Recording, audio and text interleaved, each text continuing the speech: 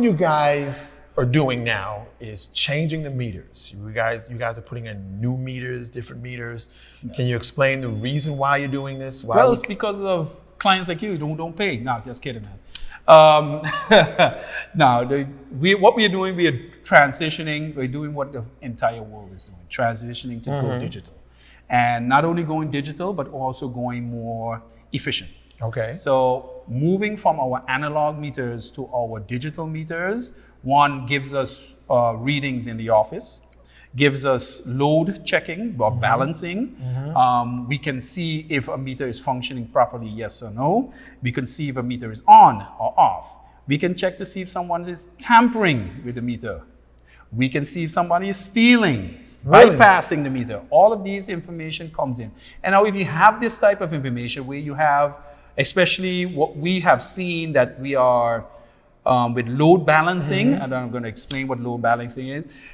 The more off balance your load is, the more losses you have. Oh. So if we could, for example, in your house, if you have, I guess you have a 2 or 3 phase connection. I think it's probably a 2 phase. 2 phase. So if you have, for example, your fridge, your AC, your water heater and everything on one phase and only lights on the other phase, you have an imbalance in your house.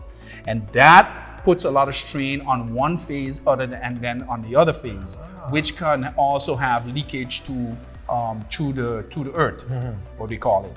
So what we are trying with that option, with the digital option, you can also prevent that from happening. So you could go and load balance your transfer. You could go into transformer and say, okay, instead of having the so much load on the green, I'm going to swap the green phase with the blue phase, etc., etc., etc.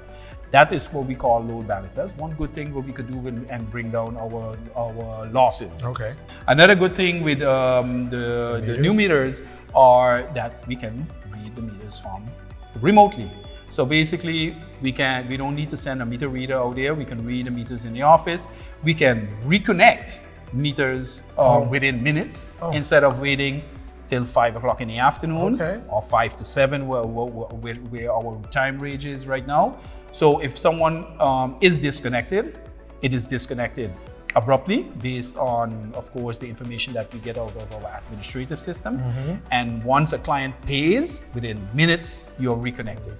Back. And that is a good thing also. So how far are we when it comes to everybody having these new meters, or who has or who doesn't have? How are we looking? Well, right now, we are installing them everywhere on the island. Okay. The only thing is, what we can read is basically on the western side of the island right now. Okay. So across the 2 bridges right now, we can read all of those meters. Cold Bay, Simpson Bay? No, that is Simpson Bay, that is Beacon Hill, that is Lowlands, Point Pirouette. Those areas can be read remotely right now.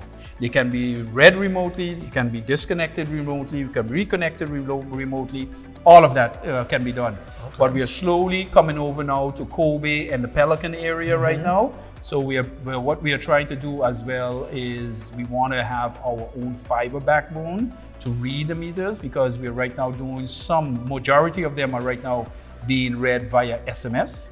So we do get the information in, but via SMS messaging, and eventually everything will be turned over with communication via fiber backbone. We have installed fiber all over on the island, and we are trying now just to make that live connection. So make what we call the dark fiber, the live fiber.